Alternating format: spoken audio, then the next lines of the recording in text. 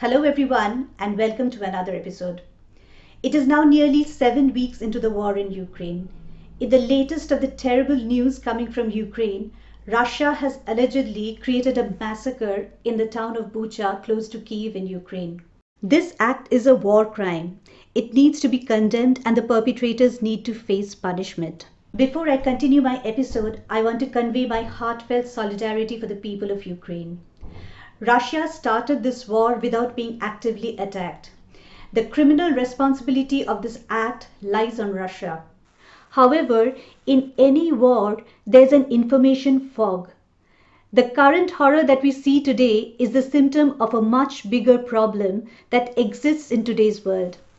Unless we look at what led to this war and how we arrived here so quickly, we will never be able to stop wars that build up like this. Sharing correct information is not about supporting Russia's act on starting this war. It is because seeing it from a one-sided view would never help us stop such things in future. We should condemn Russia's actions, but it should be based on all the facts and comparisons that surround it, and not because we are forced to see only one side of information. There was a series of events that led to this war. However, the immediate flashpoint was around Ukraine's possibility of joining NATO, as well as NATO's military drills and installation of arms around Europe. To put a context on why this was a big threat to Russia now than it was before, I'll mention an important event here. In 2019, America under Trump's administration had withdrawn from the landmark Intermediate Range Nuclear Force Treaty, also called as the INF Treaty, signed in 1987. This meant that now NATO can deploy throughout Europe ballistic missiles and cruise missiles launched from the ground, which can target Russia's cities in minutes. US has said it does not intend to put these missiles in Ukraine, and Ukraine is still not a part of NATO. But there is no guaranteed assurance. In the run-up to the war, Russia said if Ukraine became part of NATO, it was only a matter of time before the alliance placed missiles in Ukraine, as it had done in Romania and Poland. Also, Russia says it is concerned about Ukraine's army being trained to NATO standards now. Russia is also concerned about the lives of 3 million people in the Donbas region, where a conflict since 2014 has resulted in the death of 14,000 people from both sides. What was Russia's demands before the war started? In December 2021, Russia made its first demands, which were: number 1, Ukraine should not be part of NATO alliance. Number 2, NATO should not hold military drills in Ukraine without previous agreement from Russia. Number 3, both Russia and NATO should pull back any short or medium range missile systems out of the reach of each other's countries. In February 2022, after Russia attacked Ukraine, they laid down a fresh set of demands with more clauses. Number 1, Ukraine should change its constitution and pledge to stay neutral and not be part of either Russia or US.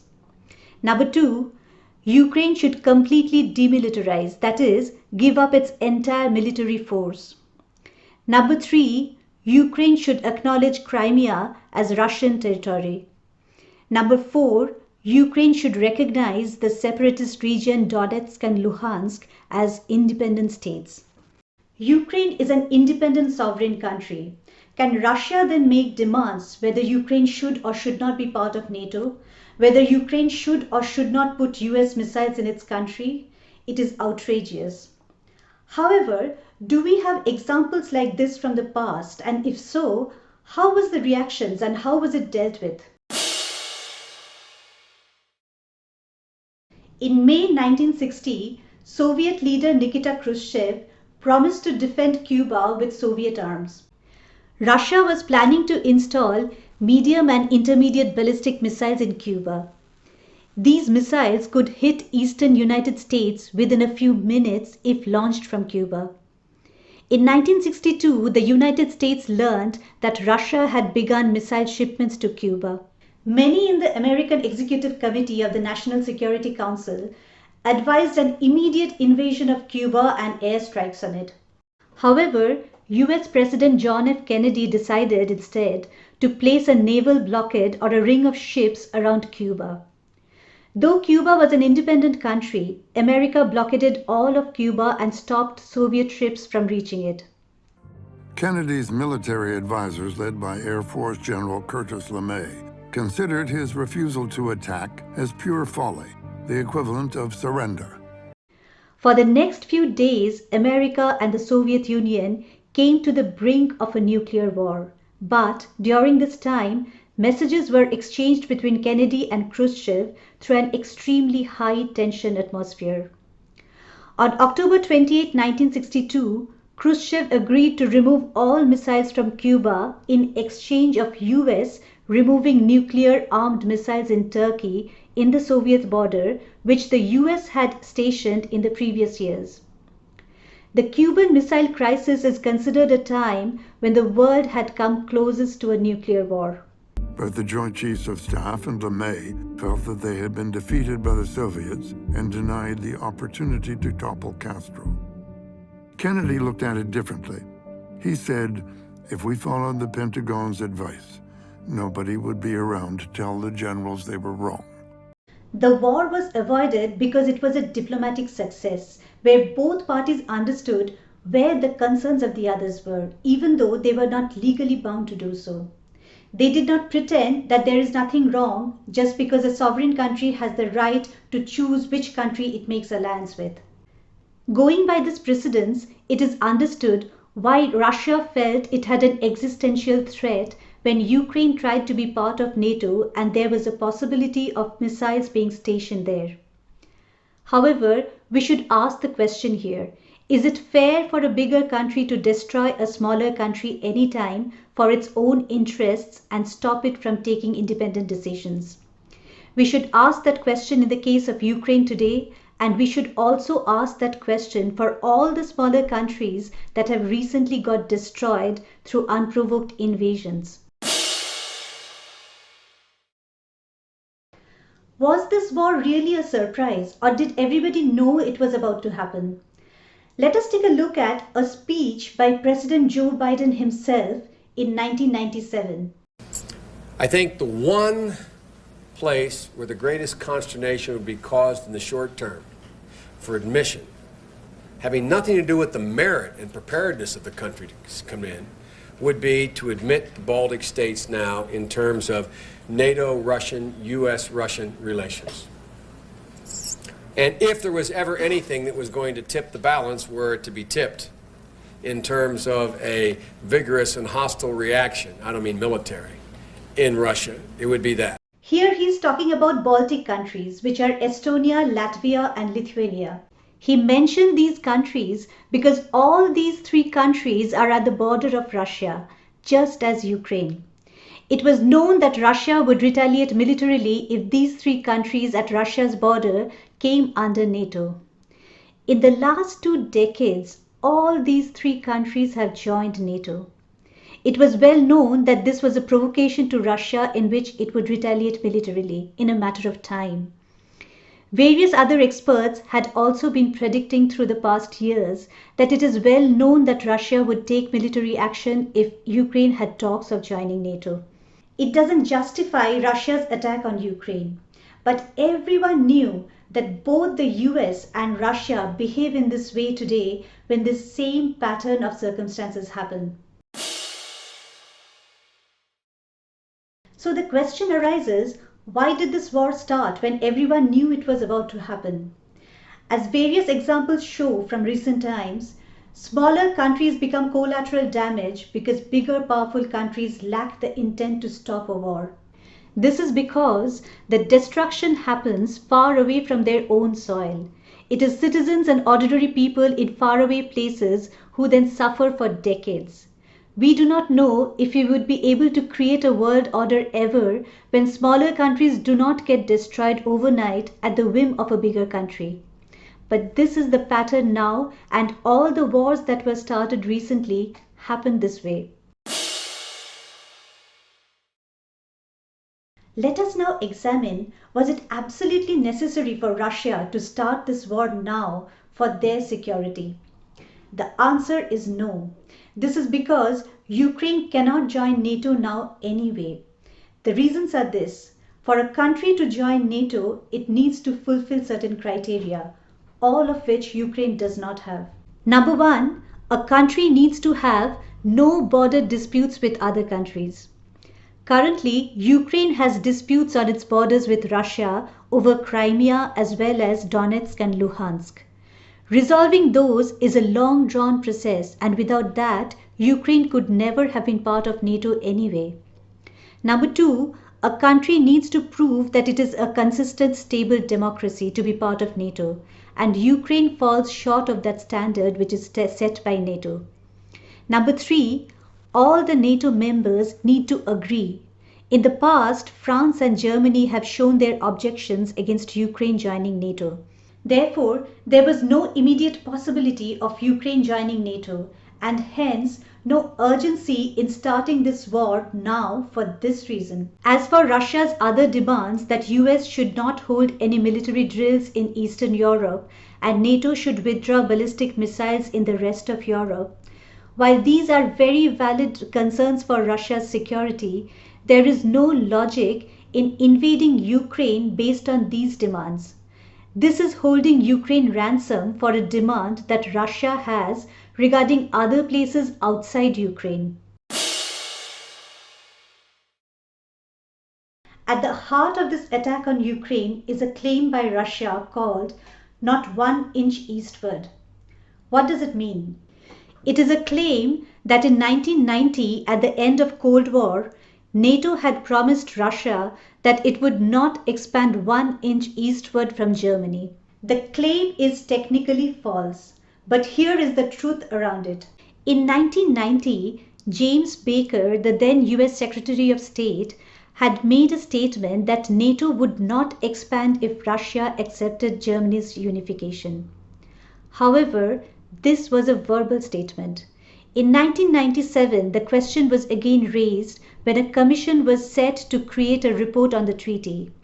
It was found that the clause was not actually there in the treaty, and the statements were just verbal side comments. In October 2014, in an interview with the former Russian President Mikhail Gorbachev himself, President Gorbachev stated that he says with full responsibility that the topic of NATO expansion was not brought up at all in all those years by the Western leaders. It was another issue that was discussed, which is that additional armed forces would not be deployed in the United Germany. He said that James Baker's statement was in that context. This was the interview that was published by Russia Beyond the Headlines, which is part of Russia's own state news agency RIA Novosti.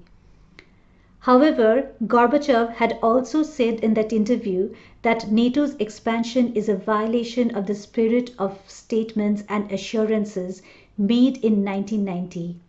He also said in other interviews that NATO's expansion is a game which is humiliating for Russia, where you can't expect them to keep quiet. To understand why it was not written in the treaty, though it was understood as a verbal assurance, the answer is that Russia was not in a position to negotiate at that time. Russia's economy and politics at that time was in ruins. Germany had paid Russia 100 billion Deutschmark at that time as economic package and financial aid to withdraw its army from East Germany. It was well known that Russia needed this clause against NATO expansion for its national safety, but they never put adequate pressure to officially mention these much needed verbal assurances in the written treaty. At the moment, with Ukraine's extraordinary fighting spirits, the war is not easy for Russia, and it will not be. Russia might escalate its assault, but it can never win this war militarily because Ukrainian people are now united with an extremely strong sense of patriotism and anger against Russians. If Russia wins this war by force, there will be revolts, insurgencies, civil war, and a long-term destruction of Ukraine. On the other hand, if this war drags on for too long, it is going to bleed both Russia and Ukraine. In the meantime, Russia is creating bonds with China, which is likely to create a whole new dimension of global tensions. Here is a clip by Farid Zakaria of CNN. Earlier this month, in an over 5,000-word document, Russia and China affirmed a friendship with no limits. The two powers appear to be closer to one another than at any time in 50 years. For Russia, which is essentially a declining power, China's support is a godsend.